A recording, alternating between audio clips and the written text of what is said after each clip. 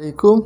आज हम डिस्कस करेंगे, हमारे पास 50 MCQs है फार्माकोलॉजी 1, जिसको डिवाइड कर दिया गया है हमने 25 MCQs। इसमें हमारे पास एंटीन्यूप्लास्टिक ड्रग्स की है, वो काफ़ी डिफ़िकल्ट है, इसी वजह से हमने मल्टी डायमेंशन में उसको कवर करने के लिए ये MCQs भी साथ में बनाए हैं।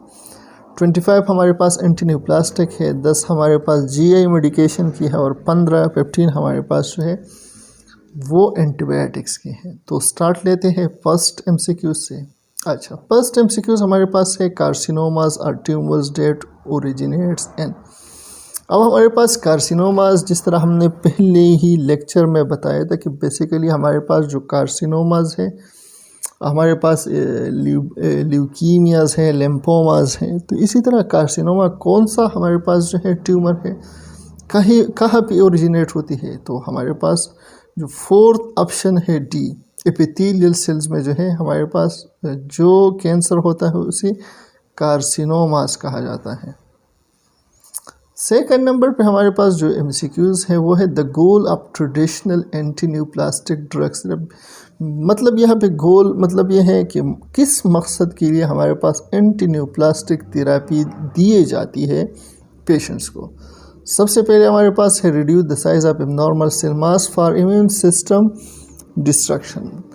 ये हमारे पास इसलिए दी जाती है कि ताकि हमारे पास जो एबनॉर्मल सेल मास है जो इम्यून सिस्टम की वजह से मतलब ये है जो इम्यून सिस्टम साथ में जो है डिस्ट्रॉय कर रहा है उसका साइज रिड्यूस करना, या हमारे पास eradicates all of the abnormal cell that have developed, वो सारे सेल्स डिस्ट्रॉय करना जो हमारे पास एबनॉर्मल सेल्स की वजह से डेवलप हो चुके हैं। या हमारे पास destroy all cells of the originating type, या किसी भी हमारे पास जो ओरिजिन है उसके मुताबिक, उस सेल्स के मुताबिक जो है जितनी भी सारे सेल्स जो है वो जनरेट हो चुके हैं उन सब को डिस्ट्रॉय करना। या stimulate the immune system to destroy the neoplastic cells. या एंटीन्यूप्लास्टिक इसलिए दी जाती है ताकि वो हमारे जो इम्यून सिस्टम है उसको स्टिमुलेट करे, उसको बूस्ट अप करके जो न्यूप्लास्टिक सेल्स है, नॉर्मल सेल्स है, उसको डिस्ट्रॉय करे।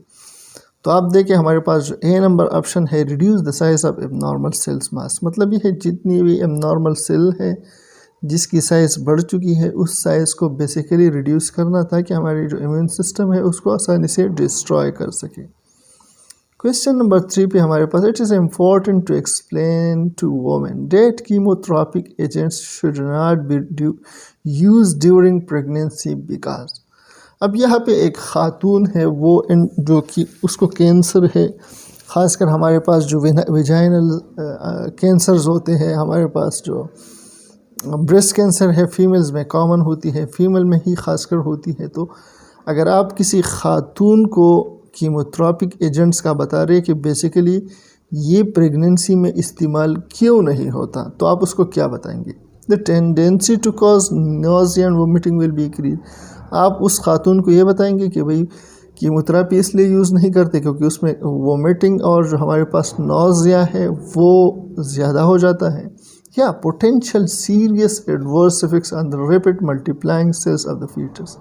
या आप उसको ये बताएंगे कि बेसिकली हमारे पास जो कीमोथेरेपी आप दे रहे हैं वो उसने सेल डिवीज़न को जो है रोकना है। अगर बच्चे में हमारे पास रैपिडली मतलब ये मल्टीप्लिकेशन ऑफ सेल्स होता है तो उन सेल्स के लिए ये क्या है, ये ख़तरनाक है। या आप उसको बताएंगे bone marrow toxicity could of alter hormone levels.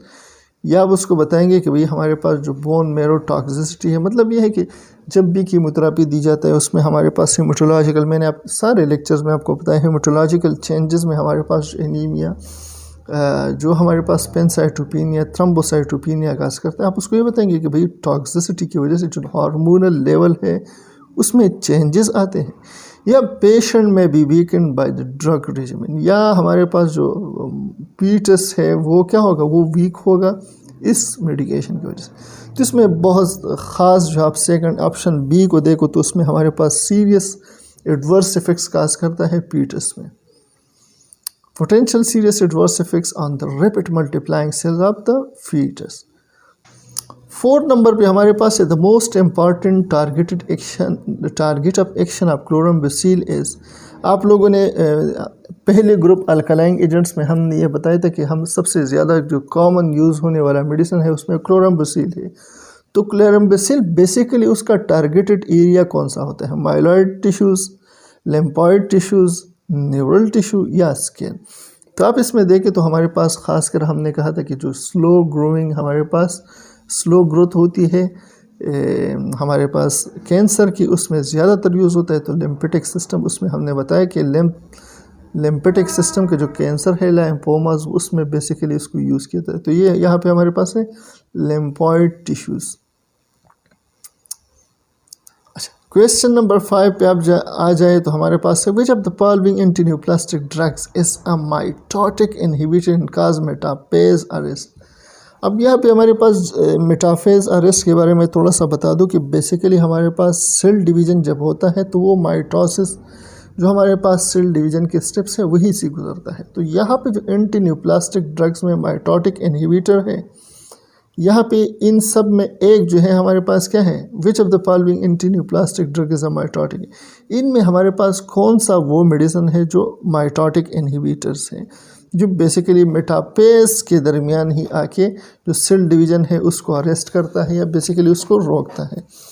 तो इस पे हमारे पास ब्यूसल्फान है, विन्क्रिस्टीन है, साइटोराबिन है, प्रोकार्बाजिन है। तो इसमें अगर आप देखें तो हमारे पास जो माइटोटिक इनहिबिटर में यूज़ होने वाला मेडिसिन है वो हमारे पास भी विन्क्रिस्टीन है।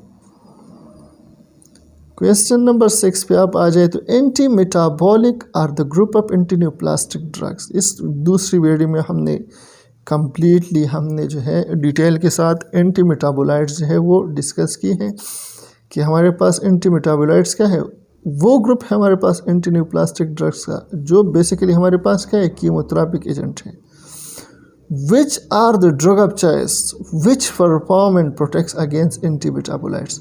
जिस तरह मैंने आप लोगों को हर ग्रुप के एंड में कहा था कि जब भी हमारे पास इनकी एक्टिविटी बढ़ेगी, इसका इफेक्ट बढ़ेगा, तो इसको रिवर्ट करने के लिए हम दूसरा मेडिसिन भी देते हैं। तो आप यहाँ पे एंटी मेटाबोलाइट्स के अगर हमारे पास मतलब यह उसका इफेक्ट बढ़ जाए तो उससे प्रोटेक्शन हासिल करने के लिए हम कौन सा मेडिसिन यूज़ कर रहे हैं।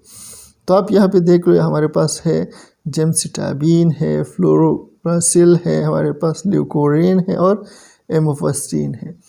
अगर आप इसमें देखें तो हमारे पास जो ल्यूकोरीन है, ल्यूकोरीन हमने डिस्कस की थी कि हमारे पास क्या है, वो ड्रग है जो बेसिकली हम देते हैं कहाँ पे, हम जो है एंटी मेटाबोलाइट्स की एक्टिविटी को कम करने। अगर इसमें आप लास्ट डे के मेफेस्टिन है, मेफेस्टिन बेसिकली हमारे पास अल्कलाइन एजेंट्स की एक्टिविटी को कम करने के लिए। तो यहाँ पे हमारे पास क्या है, ल्यूकोरीन है, सी। क्वेश्चन नंबर 7 की तरफ आए तो cancer drugs are given in combination over a period of time because it's difficult to affect. Basically हमारे पास जितने भी कैंसर के ड्रग्स होते हैं आप लोगों ने देखा होगा हर एक की साइकिल हमारे पास डिफरेंट है। तो यहाँ पे कम्बिनेशन में असल में दिया जाता है over a period of time, मतलब यह काफ़ी 21 दिन बाद, जिस तरह बताया था हमने 28 दिन बाद, 6 वीक्स हमारे पास लेते हैं ये, because it is difficult to affect. अब बेसिकली इसको डिफ़िकल्टी इन मेडिकेशन इसलिए कम्बिनेशन में देते हैं क्योंकि जो ख़ासकर हमारे पास न्यूप्लाज्म है उसको कम करने की या ख़त्म करने के लिए बहुत सारे टाइम की ज़रूरत होती है। तो ये क्यों है, स्लो ग्रोइंग सेल, इसलिए कि हमारे पास जो ग्रोथ है सेल की वो कम हो जाती है, या cells in the dormant phase of the cell cycle, या बेसिकली सेल्स जो है हमारे पास क्या कुछ फेजेस से होके सेल साइकिल में आता है, या cells that multiply rapidly and go through the cell cycle rapidly, या सेल बेसिकली हमारे पास क्या होता है, मल्टीप्लिकेशन उसकी बहुत ज़्यादा रैपिडली होती है और सेल साइकिल में मतलब यह सेल साइकिल की वजह से इसमें रैपिडनेस या मल्टीप्लिकेशन आता है, या सेल डेट है move from there normal side in the body, या हमारे पास क्या है सेल जो है वो क्या कर रहे हैं, मूवमेंट कर रहे हैं, दूसरी तरफ जा रहे हैं normal side of the area से। तो कम्बिनेशन में हम ड्रग क्यों देते हैं over a period of time, क्योंकि हमारे पास क्या जो डोरमेंट फेज़ है वो बेसिकली मतलब अगर आप रैपिड में देखें तो रैपिड, अगर रैपिड होता तो मेडिसिन भी रैपिड दी जाती है, लेकिन बेसिकली हमारे पास क्या है ये डोरमेंट फेजेस से गुजर के सेल साइकिल के साइकिल होते हैं। मतलब यह जितनी भी फॉर्मेशन होती है उसी की वजह से इसका इफ़ेक्ट कम होता, मतलब यह इसको ड्यूरेशन के ज़रिए दिया जाता है। क्वेश्चन नंबर 8 की तरफ देखें तो हमारे पास alkaline agents are the most use medication against cancer. जिस तरह पहले बताया था हमने कि अल्कलाइन सबसे पुराना ग्रुप है और सबसे ज़्यादा यूज़ होने वाला ग्रुप है। अच्छा, इसकी if the level of alkaline agent increase, अगर यहाँ पे इससे पहले 6 नंबर MCQs में मैं आप लोगों को बता भी चुका हूँ, लेकिन दोबारा यह रिपीट हो रहा है कि लेवल हमारे पास अल्कलाइन एजेंट्स की अगर इंक्रीज हो गई, it can cause serious complication पे, तो पेशेंट में हमारे पास जो कॉम्प्लिकेशन है वो ख़तरनाक हद तक जा सकते हैं। What is the drug of choice to protect cell from अगर अल्कलाइन एजेंट्स किसी सेल को नुकसान पहुंचा रहे तो आप उसको बचाने के लिए मतलब यह है उसको एज एंटीडोट कौन सा मेडिसिन देते हो। तो हमारे पास ओक्सोलेफ्टिन है, रेस्ब्यूरिकेस है, एम्बोसल्फान है और एमिफेस्टिन है। तो एमिफेस्टिन हमारे पास क्या है, वो मेडिसिन है जो हम अल्कलाइन एजेंट्स की एक्टिविटी को कम करने के लिए, और दूसरा ग्रुप एंटी मेटाबोलाइट्स की एक्टिविटी को कम करने के लिए हम ल्यूकोवरीन देते हैं। अब हमारे पास नेक्स्ट है 9 which of the following intervention is the key to increase the survival rate of client with lung cancer. अगर एक पेशेंट है वो लंग कैंसर का पेशेंट है, ठीक है, तो उसकी जो हमारे पास सर्वाइवल रेट है, बचने के चांसेस आप किस तरह इंक्रीज कर सकते हैं, किस तरह बढ़ा सकते हैं। सबसे पहले अर्ली ब्रोंकोस्कोपी, जैसे पता चला आपने पहले यहाँ पे जो वर्ड है फॉलोइंग इंटरवेंशन, तो इंटरवेंशन ये समझना बहुत ज़्यादा जरूरी है। आप एक मैनेजमेंट की तरफ जा रहे हैं कि बेसिकली एक पेशेंट लंग कैंसर के हैं, आप उसको इनिशियल स्टेजेस में जो है उसकी सर्वाइवल रेट्स को बचाना चाहते हैं, ज़्यादा करना चाहते हैं कि इसके चांसेस बचने की ज़्यादा हो जाए, तो आप क्या करेंगे।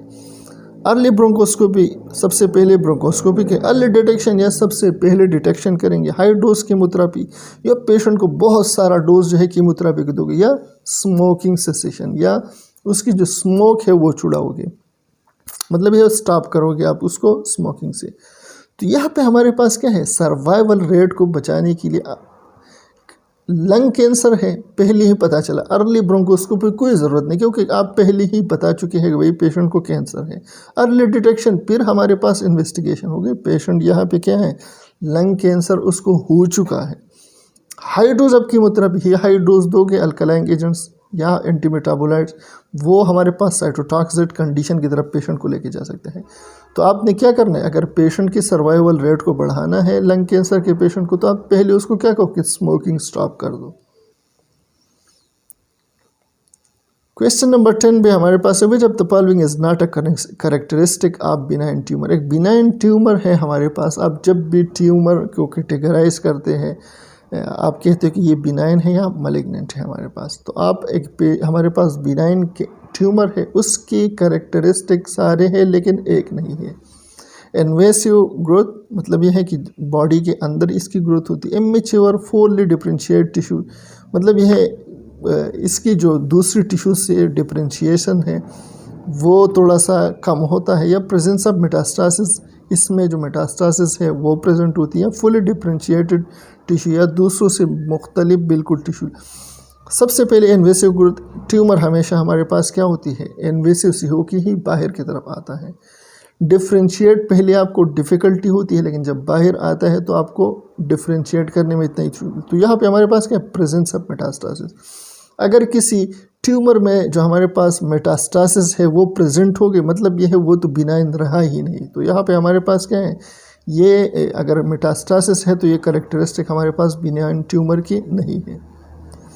क्वेश्चन नंबर 11 में आप देखें तो which of the following chemotherapy agent is least known myelosuppression. मतलब माइलो यहाँ पे आप लोगों ने समझना है कि मसल्स हैं, मसल्स को मतलब ये इन सारे जो हमारे पास 4 मेडिकेशन है, इसमें एक मेडिकेशन ऐसा है जो बेसिकली मसल्स को कम सप्रेस करता है, जिसमें हमारे पास एक टुनोमाइसिन डी है, या जो हमारे पास साइक्लोफॉस्फेमेट है, ब्लूमासिन है, या डोसीटैक्सेल है। तो इसमें कौन सा ड्रग ऐसा है जो लीस्ट कम से कम माइलो सप्रेसिव हो। तो बी हमारे पास साइक्लोफॉस्फेमेट क्या है, वो अल्कलाइन एजेंट्स है हमारे पास, वो क्या है, वो कम माइलो सप्रेसिव ड्रग है। अच्छा 12 नंबर पे विच of the following chemotherapy agent is a plant alkaloids. इसमें ऐसा कौन सा मेडिसिन है जो बेसिकली प्लांट से लिया जाता है। मिटोमाइसिन है, वेनब्लास्टिन है, मिल्फलान है या सिस प्लाटीन है। तो आप अगर देखो तो हमारे पास जो सेकंड कैटेगरी है वेनब्लास्टीन जो है माइटोटिक इनहिबिटर्स है, उसे बेसिकली हम लेते हैं प्लांट से। क्वेश्चन नंबर 13 को आप देखो तो हमारे पास which of the following is not anti metabolite group आपकी मुतराफिक। इसमें ऐसा एक मेडिसिन है जो क्या है, जो हमारे पास एंटी मेटाबोलाइट ग्रुप का नहीं है। तो एंटी मेटाबोलाइट आप लोगों ने मैंने आप लोगों को बताया भी है इसके बारे में कि बेसिकली ये हमारे पास क्या है, इसकी जो मेडिकेशन है हमारे पास वो टोटल 10 है। इसमें कौन सा हमारे पास नहीं है? सबसे पहले मेरा के टोपिरीन है, दूसरा हमारे पास मेथोट्रेक्सेट है, पाइफ्लोरासिल है या डेक्टिनोमाइसिन है। तो अगर आप इसमें देखें तो हमारे पास एक मेडिसिन ऐसा है जो एंटी मेटाबोलाइट ग्रुप का नहीं है, वो हमारे पास डेक्टिनोमाइसिन है जो हमारे पास एंटी न्यूप्लास्टिक एंटीबायोटिक्स है। क्वेश्चन 14 में हमारे पास है levamisole is use as anticancer drug in the treatment of. अब यहाँ पे स्पेशलाइज ड्रग और स्पेशलाइज हमारे पास कैंसर की बात हो रही है कि लियोमिसोल जो है हमारे पास एंटी कैंसर ड्रग है, लेकिन इसको मखसूस एक मतलब यह एक स्पेशलाइज एरिया है उसके लिए इसको यूज़ किया जाए। ब्रेस्ट कैंसर, दूसरा कोलोरेक्टल कैंसर, तीसरा हॉजकिन डिजीज़, फोर्थ ल्यूकीमिया। तो जो मेल में हमारे पास कोलोरेक्टल कैंसर ज़्यादातर होते हैं, तो उसमें हमारे पास जो ड्रग ऑफ चॉइस होती है वो लियोमिसोल होती है। अच्छा, यहाँ पे फिर हमारे पास स्पेसिफिक एक मखसूस एरिया की बात हो रही है। Which of the following drug is more specific in the management of breast cancer. इसमें एक मेडिसिन ऐसा है जो खसूसी उसको ब्रेस्ट कैंसर के लिए स्पेशलाइज्ड ड्रग माना जाता है। अगर आप देखो हमारे पास एस्पारिनेस है, क्लोराम्बुसिल है, टेमोक्सिफिन है, जो हमारे पास 4 ग्रुप है फ्लोडराबिन। तो इसमें हमारे पास कौन सा ऐसा ड्रग है जो बेसिकली ब्रेस्ट कैंसर के लिए उसको स्पेशलाइज माना जाता है? तो अगर थर्ड ग्रुप को आप देखो तो हमारे पास टेमोक्सिफिन जो है वो बेसिकली ब्रेस्ट कैंसर के लिए उसको यूज़ किया जाता है। 16 पे आप देखो विच ऑफ द फॉलोइंग की मुतराफिक agent is a folate antagonist group of anti metabolites. इसमें हमारे पास अंडरलाइन भी किया गया है उसको गलती से। अब यहाँ पे जो हमारे पास मेथोट्रेक्सेट है वो एंटी मेटाबोलाइट ग्रुप में सबसे ज़्यादा यूज़ होने वाला मेडिसिन है। इसको हम मखसूस जो है इसको हमने एक्सप्लेन किया, उसकी पीक हमारे पास जो पीक लेवल है, उसके साथ साथ हाफ लाइफ, उसकी मेटाबॉलिज्म, फार्माकोकाइनेटिक्स, ये सब कुछ हम एक्सप्लेन कर चुके हैं। तो हमारे पास ये क्या है, ये फोलाइट एंटागोनिस्ट ग्रुप है किस चीज़ का? एंटी मेटाबोलाइट्स का। अच्छा, 17 पे हमारे पास आता है diagnosis of Hodgkin disease was made to a 56-year-old male and admitted in for the initial cycle of chemotherapy. एक पेशेंट है 56-year-old मेल है, उसको डायग्नोसिस हुआ है हॉजकिन डिजीज़ का। अब उसका इनिशियल साइकिल, फर्स्ट साइकिल है उसका कीमोथेरेपी का। During the hospitalisation the nurse should watch out for the following complication except. अब एक पेशेंट है उसको 65 years old है, उसको हॉजकिन डिजीज़ है। अगर पहले कीमोथेरेपी के लिए एडमिट हो रहा है तो नर्स सारी चीज़ें देखेगा, लेकिन इसमें एक चीज़ है जो क्या, जो इतना मतलब ये है वो भी इम्पॉर्टेंट है लेकिन इतना इम्पॉर्टेंट नहीं होता। फर्टिलिटी प्रॉब्लम्स, दूसरा हमारे पास है benign prostate hyperplasia, third secondary cancer, fourth infection. अब फर्टिलिटी प्रॉब्लम बहुत ज़्यादा इंपॉर्टेंट है कि पेशेंट को आप जो है कीमोथेरेपी दे रहे हो तो उसके लिए हमारे पास क्या, इसके बहुत सारे फंक्शन जो है वो इसकी वजह से अफेक्ट हो सकते हैं। और 56-year-old जो है 56 ईयर की जो एज है ये क्या भी हमारे पास क्या है, कॉम्प्लिकेटेड है। अगर आप बिनाइन प्रोस्टेट हाइपरप्लेजिया देखो, सेकेंडरी कैंसर बहुत ज़्यादा इंपॉर्टेंट है, आपने उसको देखना है, इन्फेक्शन को देखना है कि भाई इससे क्या होता है कि आपके सर्कुलेशन के ऊपर इफेक्ट पड़ेगा। तो अगर एक पेशेंट बिनाइन प्रोस्टेट हाइपरप्लेजिया है तो ये इतना कॉमन, इतना ज़्यादा अटेंशन देने की इसकी ज़रूरत इसलिए नहीं क्योंकि 56-year-old मेल में हमेशा ज़्यादातर जो हमारे पास 90% लोग होते हैं उनमें हमारे पास BPH पहले से ही होता है। तो ये हमारे पास क्या है, इनिशियल हॉस्पिटलाइजेशन में इसकी कोई ज़रूरत नहीं है देखने की, ज़्यादा इम्पोर्टेंस देने की। अच्छा, 18 पे अब देखें, in staging in grading neoplasm TNM system is use. TNM हमारे पास क्या एक ब्रिटिश ऑन्कोलॉजी वाले हैं उसको एक सिस्टम यूज़ करते हैं जिसे TNM कहा जाता है। अब TNM बेसिकली मतलब ये इसके बेस पे अपनी न्यूप्लाज्म को जो है जो कैंसर है उसको स्टेज और ग्रेडिंग देते हो। तो TNM बेसिकली किस चीज़ के लिए यूज़ होता है? Time neoplasm mode of growth, tumour node metastasis, third tumour neoplasm mode of growth, time node metastasis. तो यहाँ पे आप सेकंड देखो, ट्यूमर नोड मेटास्टासिस। ये बेसिकली हमारे पास क्या, इसके बेस पे हमारे पास क्या होती है? स्टेजिंग और ग्रेडिंग न्यूप्लाज्म की। अच्छा, हमारे पास एक नर्स है, nurse Anila is assigning in the oncology section of the hospital. Which of the following order should the nurse question if a client is on radiation therapy? अगर एक पेशेंट, एक nurse Anila है oncology ward में hospital में काम कर रही है, अच्छा, जब वो रेडिएशन थेरेपी के लिए किसी क्लाइंट को ले जाते तो उसमें हमारे पास क्या है, फॉलोइंग कौन से और उसके लिए क्वेश्चन ज़रूर करेगा। मतलब ये है रेडिएशन पेशेंट की होने वाली है तो इससे पहले वो कौन से सवाल जो है जो बहुत ज़्यादा इंपॉर्टेंट है वो पूछेगा।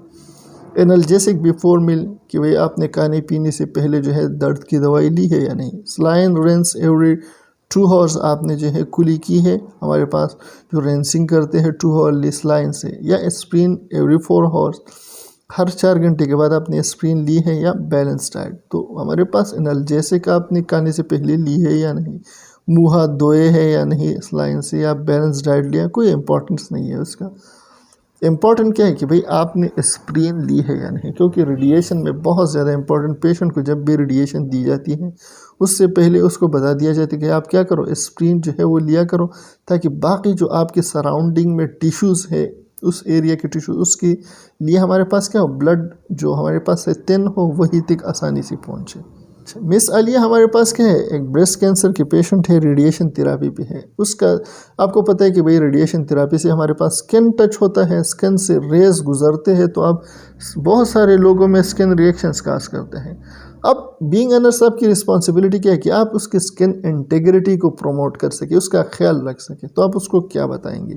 Avoiding the use of ointment, powders and lotion to the area. आप उसको कहेंगे कि भाई जो ऑइंटमेंट्स है हमारे पास, मलहम है, पाउडर, लोशन, उस एरिया पे नहीं लगाओगे। Using soft cotton fabrics for clothing, या हमारे पास हल्के जो रेशम के कपड़े हैं वो इस्तेमाल करोगे कॉटन की। Washing the area with a mild soap and water, painting it dry, not rubbing it. आप उसको क्या कहेंगे, भाई उस एरिया जहाँ से स्किन रेशेस गुजर चुके हैं उस एरिया को भी माइल्ड सोप, हल्की सी सोप से, पानी से उसको पैड करके, मतलब यह है उसके ऊपर रबिंग नहीं करोगे, थोड़े से ऊपर से पैडिंग करोगे, आपने उसको रब नहीं करना। या अवॉइडिंग डायरेक्ट सनलाइट और कोल्ड, कि भाई आपने उससे सर्दी और जो सूरज है उससे डायरेक्टली बचाना है। वो थर्ड नंबर ऑप्शन हमारे पास क्या है, वॉशिंग द एरिया। आप उसको कहोगे कि भाई माइल्ड सोप से सिर्फ टच करना है, पैड करना है उस एरिया को, रगड़ना नहीं है, वरना सारा स्किन उससे उतर जाएगा। इसके बेस पे पेशेंट की इंटीग्रिटी जो है स्किन की वो प्रोमोट होती है या मेंटेन रहती है। अच्छा, 21 पे मिस्टर अली हमारे पास क्या है, 45 years old, diagnosis with carcinoma, radiation therapy पे है।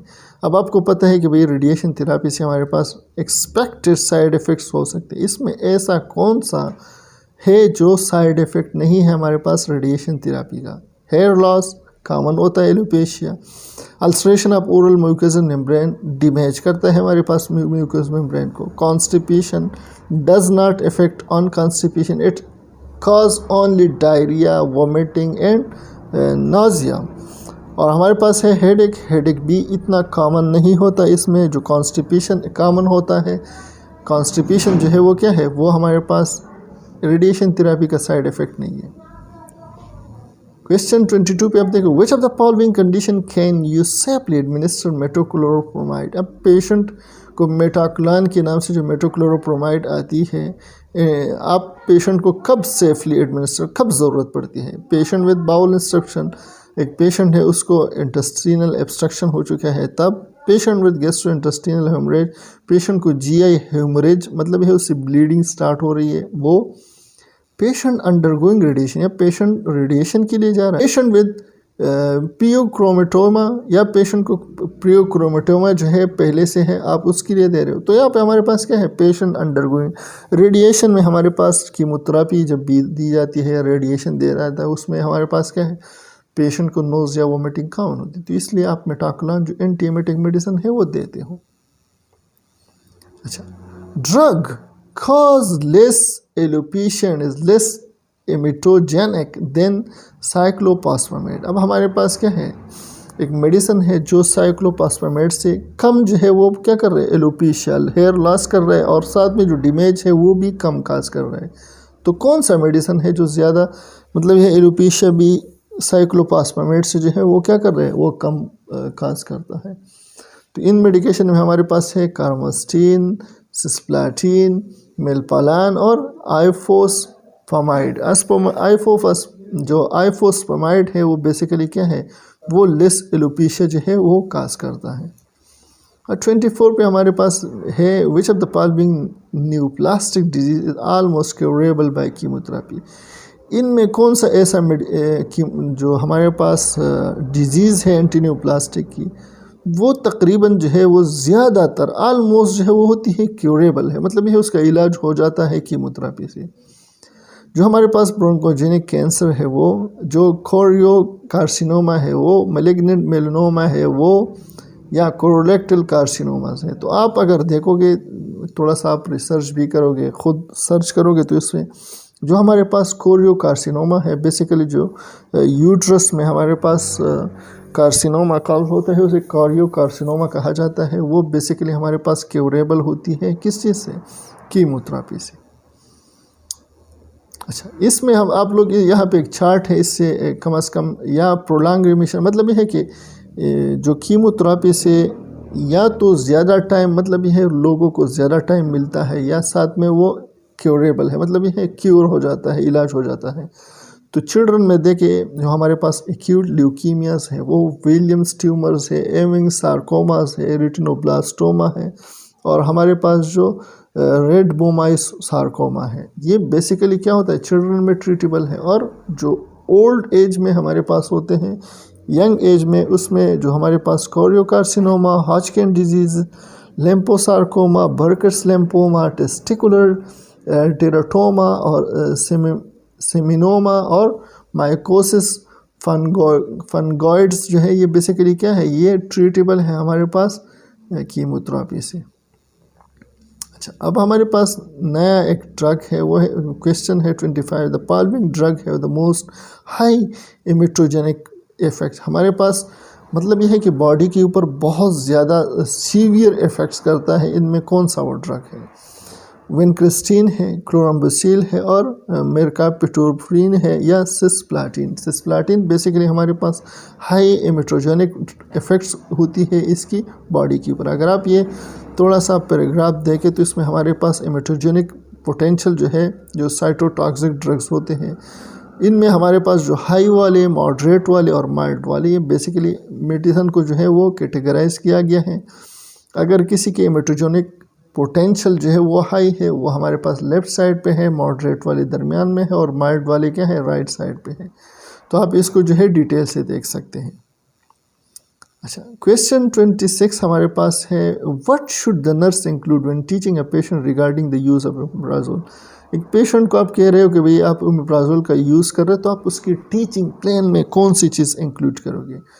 Take after meal to increase drug effectiveness, आप खाने के बाद इसको लिया करो ताकि इसका इफेक्टिवनेस बढ़े। Take before meal to increase drug effectiveness, आप जो है खाने से पहले लिया करो ताकि आप जो इफ़ेक्ट है वो बेहतर रह सके। या take with meal to increase drug effectiveness, आप खाने के साथ लिया करो ताकि इसका इफेक्टिवनेस ज़्यादा रहे। मैं take without regard to meal और अदर मेडिकेशन, या कोई मतलब ये इसका मील खाने का या दूसरे मेडिकेशन का इसके ऊपर कोई इफ़ेक्ट नहीं है।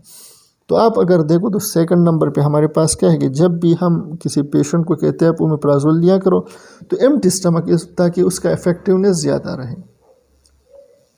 अच्छा, अगर gastric ulcer patient require close follow up document complex ulcer healing, because एक पेशेंट गैस्ट्रिक अल्सर के पेशेंट को हमारे पास क्या क्लोज मॉनिटरिंग की ज़रूरत होती है। ताकि उसका अल्सर जो है वो हील हो सके। अगर एक पेशेंट है वो डॉक्यूमेंट कर रहा है कि भाई मेरी जो गैस्ट्रिक अल्सर है उसका बहुत टाइम हो गया और वो हील नहीं हो रहा, तो ये क्लोज मॉनिटरिंग बेसिकली हम किस चीज़ के लिए करते हैं? Perforation into stomach is common. Intestine का जो इंटेस्टाइन है उसमें परपोरेशन होती है, यानी पोर्स बनते हैं उसमें। There is a risk of the ulcer being cancerous, या जो अल्सर है वो बेसिकली कैंसर में कन्वर्ट होने की चांसेस होती है, रिस्क होता है। या symptoms tend to be chronic and recur, या बेसिकली जो सिम्टम्स है वो पुराने हो के दोबारा बार बार होते हैं। या वेट लॉस में भी severe and gastric ulcer patient, या जो पेशेंट है गैस्ट्रिक अल्सर की उसमें हेयर जो वेट लॉस है वो होती है। तो यहाँ पे जो सेकंड नंबर हमारे पास एक पेशेंट को अगर पेप्टिक अल्सर गैस्ट्रिक अल्सर होती है वो हमारे पास क्या वो ट्रीट नहीं होती, तो पेशेंट को क्लोज मॉनिटर इसलिए किया जाता है क्योंकि उसमें चांसेस होते हैं कि वो कहीं वो कैंसर ना हो जाए। अच्छा, 28 में हमारे पास है in the medical ward, a 54-year-old female is admitted with the diagnosis of peptic ulcer. The patient asked from you that what are the possible causative agent of peptic ulcer?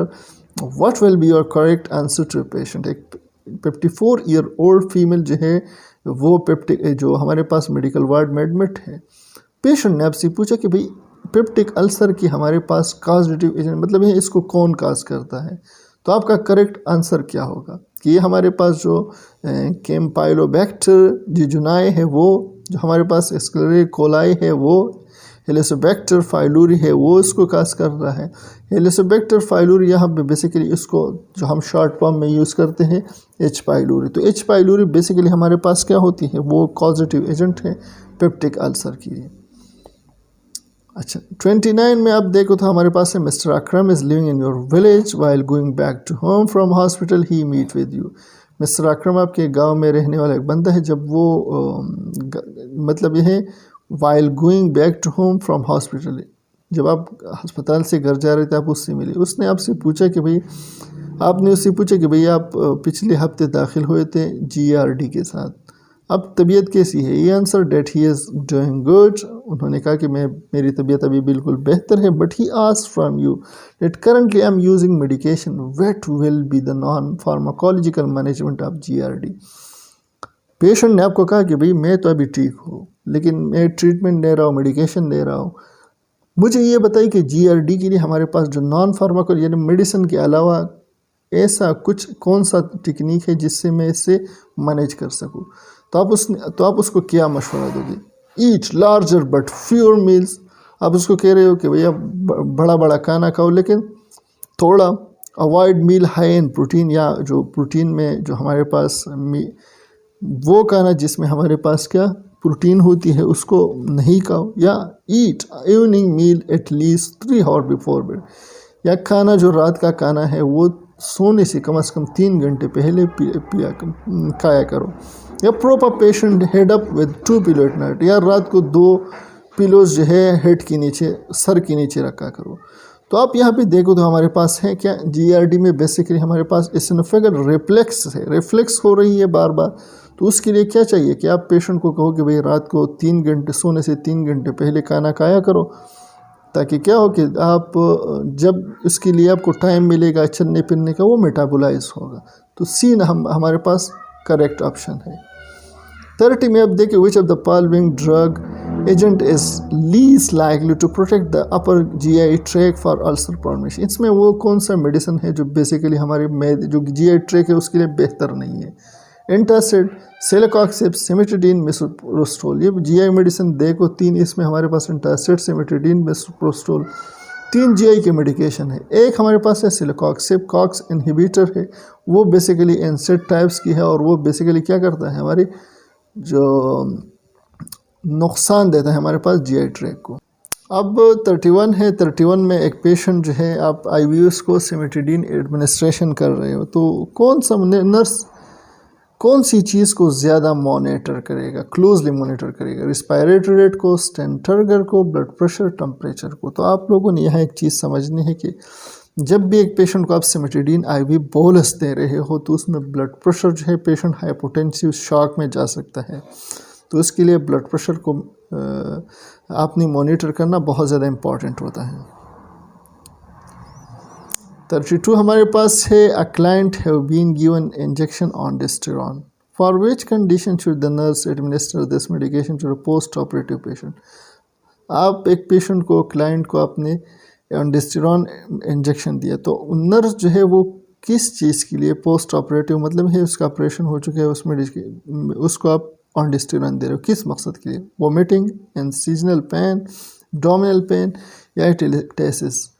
तो vomiting के लिए basically हम ऑनडिस्टेरॉन देते हो, हमारे पास emetic medicine है वो। अच्छा 33 पे हमारे पास अभी जब फॉलोइंग पीपीआई है एंजाइम इनहिबिटरी एक्टिविटी। अब आप लोगों ने पीपीआईज देखे होंगे सब, ओमेप्राजोल जितनी भी जोल ग्रुप है, लेकिन यहाँ पे एक मखसूस जो उसका एक कॉमन और चीज़ है वो है एंजाइम इनहिबिटरी एक्टिविटी। तो इसमें कौन सा हमारे पास पीपीआई ऐसा है जिनका एंजाइम इनहिबिटरी एक्टिविटी है? वो हमारे पास है रिबिप्राजोल। रिबिप्राजोल इन ग्रुप में हमारे पास वो वाहिद मेडिसिन है जो बेसिकली हमारे पास जो एंजाइम है इनहिबिटरी एक्टिविटी का काम भी करता है। 34 पे हमारे पास है drug of choice for the treatment of peptic ulcer cause by prolong use of NSAIDs. एक पेशेंट काफ़ी अरसे से जो है इंसेट्स का यूज़ कर रहा है, उसको पेप्टिक अल्सर हो चुका है, तो उसके लिए आप कौन सा मेडिसिन यूज़ करोगे? हमारे पास है पायरेनजिपिन, लोक्साटिडीन, मेसोप्रोस्टोल और हमारे पास इसोमेप्राजोल। तो इसोमेप्राजोल हमारे पास ड्रग ऑफ चॉइस होती है उन पेशेंट के लिए जो इंसेट्स का प्रोलॉन्ग यूज़ करते हैं।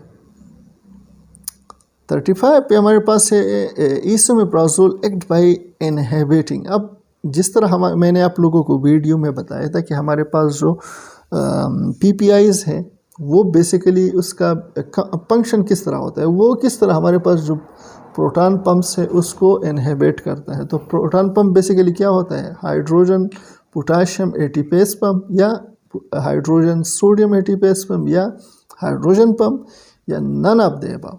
तो हमारे पास जो इसोमेप्राजोल या जितनी भी पीपीआईज है वो जो हमारे पास पेराइटल सेल्स होते हैं उसमें जो हाइड्रोजन आयन, पोटाशियम आयन और एटीपीज, इन तीनों के कॉम्बिनेशन हमारे पास प्रोटॉन पंपिंग करता है।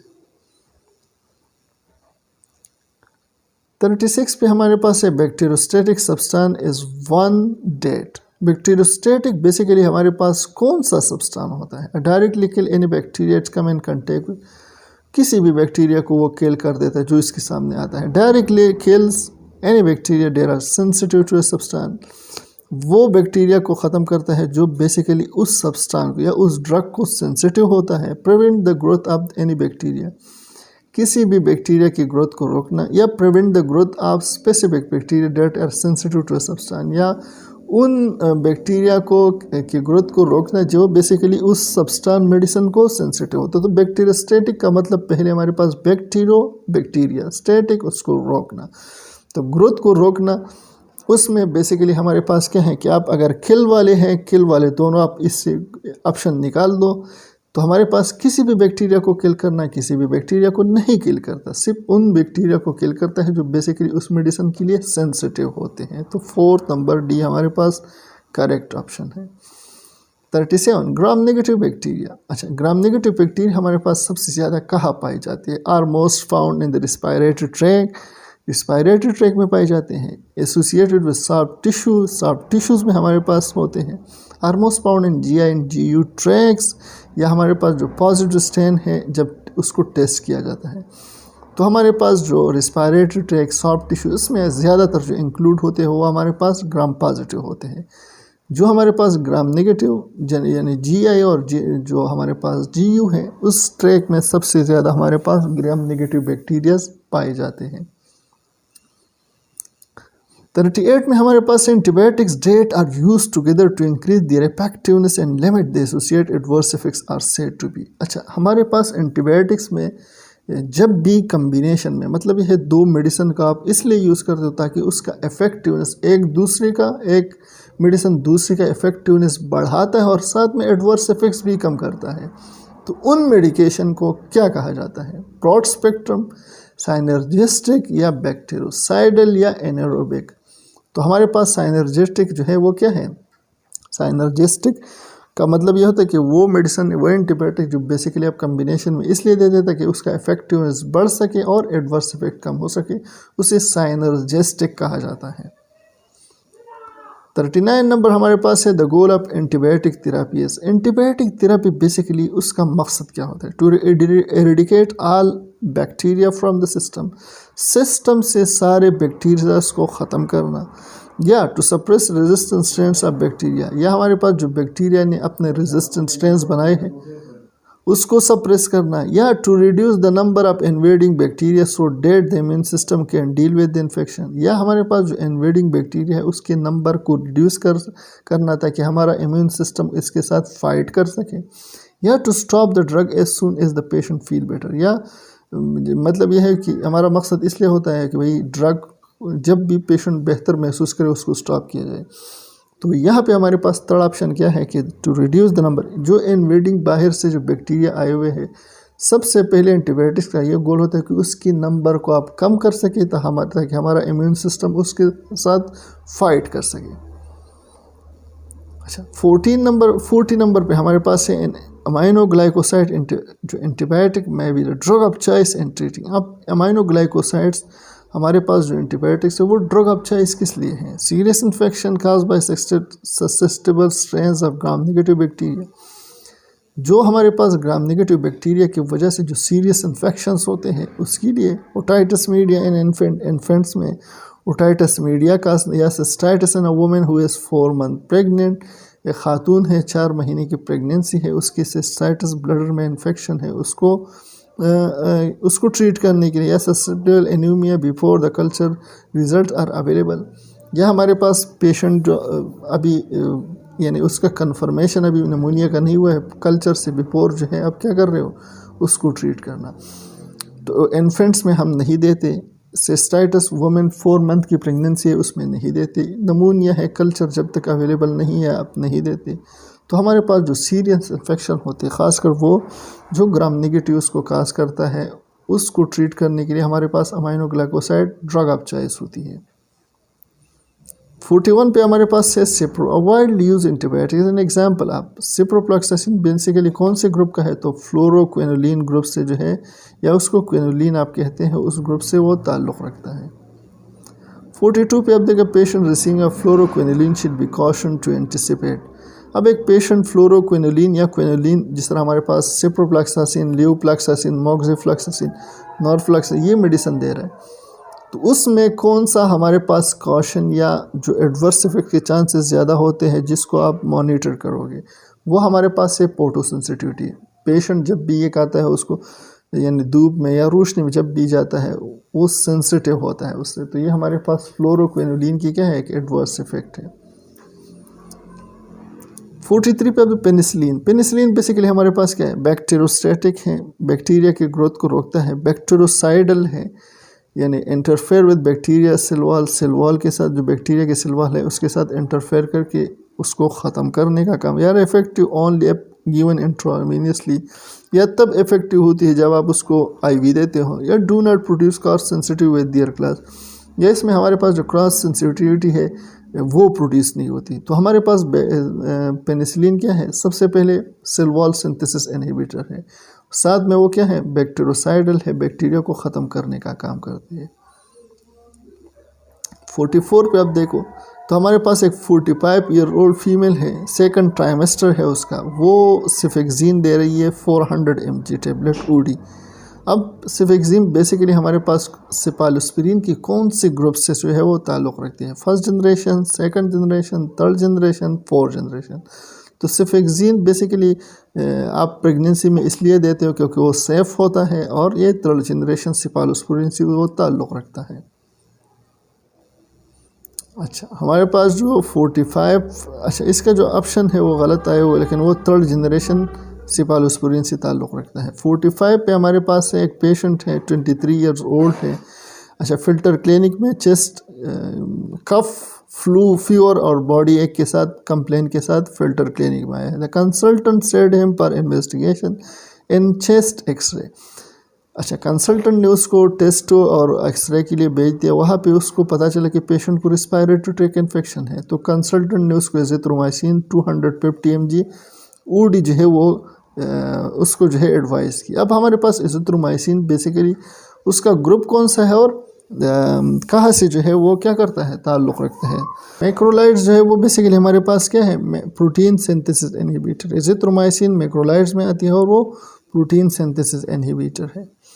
अच्छा 46 पे हमारे पास है which of the following is second generation cephalosporin. इसमें कौन सा ऐसा मेडिसिन है जो सेकंड जनरेशन ऑफ सिफालोस्पुरिन से ताल्लुक़ रखते हैं। तो आप डी पे देखो तो हमारे पास जो सिफोक्लोर है, सिफोक्लोर बेसिकली हमारे पास second generation of antibiotic cephalosporin पे है। 47 पे है which of the following is considered to be bacteriostatic. इसमें कौन सा ऐसा मेडिसिन है जो बैक्टीरियोस्टैटिक इफेक्ट मतलब है बैक्टीरिया ग्रोथ रोकता है।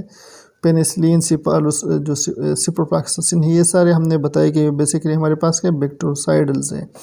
यहाँ पे जो हमारे पास क्लोरामफेनिकोल है ये बेसिकली हमारे पास क्या है, ये बैक्टीरियोस्टैटिक मेडिसिन है इसमें। अच्छा 48 पे आप देखो जब following are recognize adverse effects of isoniazid. हमारे पास आइसोनाइज्ड है वो बेसिकली एंटी ट्यूबरक्लोसिस है। इसमें हमारे पास इसके सारे जो है हमारे पास क्या है वो एडवर्स इफेक्ट हो सकते हैं। एक के अलावा हेपेटाइटिस इसका इफेक्ट है, जो पेरिफेरल न्यूरोपैथी है वो इसका है, डिक्रीज पेनिटोन मेटाबॉलिज्म है ये इसका एडवर्स इफेक्ट्स है। सिर्फ एक हमारे पास है रेट्रोबल्बर न्यूराइटिस जो है ये बेसिकली क्या है, ये हमारे पास आइसोनाइज्ड की एडवर्स इफेक्ट नहीं है। अच्छा 47 पे अब है हमारा ribosomal resistance occur with. Basically इनमें कौन सा मेडिसिन है जिसमें हमारे पास क्या होती है, राइबोसोमल रेजिस्टेंस जो है वो पैदा होती है। तो आप सल्फोनामाइड्स है आपके पास, पेनिसिलिन है, फ्लोरोक्विनोलिन है और मैक्रोलाइड्स। तो मैक्रोलाइड्स में बेसिकली क्या होता है, जो राइबोसोमल रेजिस्टेंस है वो इस मेडिसिन में सिर्फ आते हैं। अच्छा 50 और लास्ट पे हमारे पास है सिप्रोफ्लॉक्सासिन। हमारे पास क्या है, is a di fluorinated analog of nalidixic acid. ये नेलेडेक्सिक एसिड बेसिकली हम जीआई जो एम्यूबाज होते हैं उसको दिया जाता है, उसका एनालॉग है। या इनहिबिट जो हमारे पास ट्रोफॉस्मोराइजेस 2 to 3 है वो बेसिकली इनहिबिट करता है उसको। यह हमारे पास क्या है नो ग्राम नेगेटिव कोर। ये बेसिकली ग्राम नेगेटिव को कोर नहीं देते। या इस बायो अवेलेबिलिटी ऑफ 30%। तो सिप्रोफ्लॉक्सासिन के बारे में हम ये सिर्फ याद रहना चाहिए कि बेसिकली इसकी जो बायो अवेलेबिलिटी है वो बेसिकली क्या है, सिर्फ 30% है। तो ये यहाँ पे हमारी जो सेशन है वो ख़त्म हो गई।